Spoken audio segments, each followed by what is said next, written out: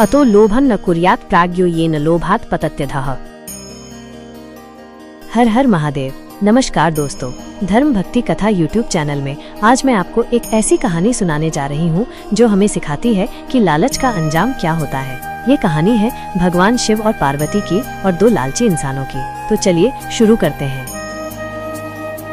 क्या आपने कभी सुना है लालच की आग के बारे में? ये वो आग है जो एक बार जल जाए तो कभी नहीं बुझती और अंत में सिर्फ राख ही छोड़ जाती है। आज मैं आपको एक ऐसी कहानी सुनाने जा रही हूँ जो आपको सिखाएगी कि सच्चा धन क्या है और लालच का अंजाम क्या होता है। ये कहानी है भगवान शिव और पार्वती की और दो लालची इंसानों की। तो चलिए शुरू करते हैं। कैलाश पर्वत देवताओं का निवास अपनी दिव्य सुंदरता और शांति के लिए जाना जाता था। चारों ओर बर्फ से ढकी चोटियां, हरी भरी घाटियां और निर्मल नदियों का प्रवाह था। यहाँ भगवान शिव और पार्वती अपने दिव्य रूप में विराजमान थे। उनकी कृपा और आशीर्वाद समस्त संसार पर बरस रहा था। एक समय की बात है, कैलाश पर्वत की शांति को दो इंसानों के लालच ने भंग करने की कोशिश की। ये दो व्यक्ति थे रामू और श्यामू, दोनों ही धन और वैभव के पुजारी। उन्होंने सुना था कि कैलाश पर्वत पर देवताओं का खजाना छिपा है और उसे पाने की लालसा उनके मन में बलवती हो गई। रामू दिखने में सीधा साधा लेकिन अंदर से बड़ी ही चालाक और लोभी था। श्यामू उससे भी दो कदम आगे, लालच के साथ साथ क्रूर भी था। दोनों ने मिलकर योजना बनाई कि वे किसी भी तरह से देवताओं को धोखा देकर उनका खजाना हड़प लेंगे।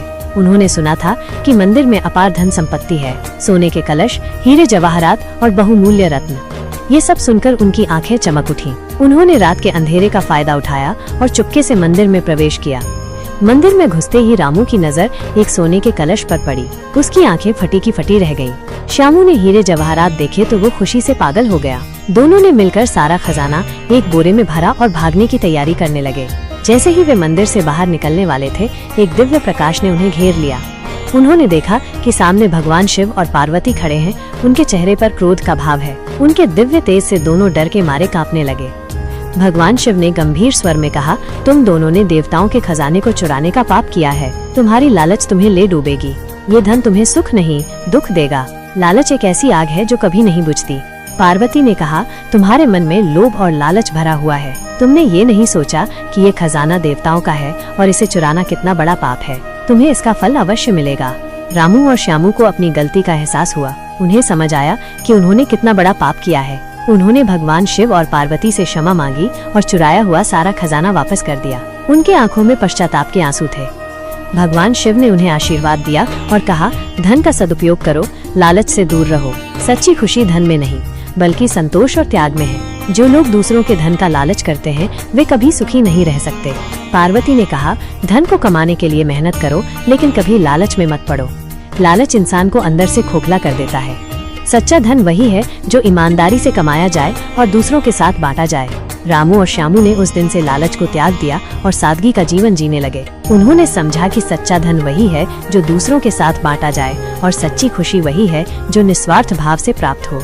उन्होंने भगवान शिव और पार्वती की बातों को अपने जीवन में उतारा और एक नया जीवन शुरू किया। इस घटना के बाद रामू और श्यामू का जीवन पूरी तरह से बदल गया। उन्होंने ईमानदारी से काम करना शुरू कर दिया और अपने परिश्रम से जो भी धन कमाते थे उसे गरीबों और जरूरतमंदों की मदद के लिए इस्तेमाल करते थे। उनके मन में अब संतोष और शांति का वास था। उन्होंने ये भी समझा कि लालच एक बीमारी की तरह है जो इंसान को अंदर से खोखला कर देती है। यह न सिर्फ इंसान को दुख पहुंचाती है बल्कि उसके परिवार और समाज को भी नुकसान पहुंचाती है। इसलिए उन्होंने हमेशा लालच से दूर रहने का संकल्प लिया। भगवान शिव और पार्वती की कृपा से रामू और श्यामू का जीवन सुखमय हो गया। उन्होंने समझा कि सच्ची खुशी धन संपत्ति में नहीं बल्कि प्रेम, दया और परोपकार में है। उन्होंने अपने जीवन के अनुभवों से यह सीख ली कि लालच का अंत हमेशा बुरा होता है और संतोष ही सबसे बड़ा धन है। तो दोस्तों, इस कहानी से हमें यही सीख मिलती है कि हमें कभी भी लालच नहीं करना चाहिए। हमें हमेशा संतोष और ईमानदारी का मार्ग अपनाना चाहिए, क्योंकि सच्ची खुशी और सच्चा धन वही है जो दूसरों के साथ बांटा जाए और जिससे दूसरों का भला हो। लालच की आग में जलने से बेहतर है कि हम संतोष के सागर में डुबकी लगाएं, क्योंकि संतोष ही परम सुख है। तो दोस्तों, कैसी लगी आपको ये कहानी? शिव जी के भक्त हमें कमेंट में हर हर महादेव जरूर बताएं। और अगर आपको ये वीडियो पसंद आया तो इसे लाइक और शेयर करना न भूलें। चैनल को सब्सक्राइब करें ताकि आपको और भी ऐसी कहानियाँ मिलती रहें। धन्यवाद। हर हर महादेव।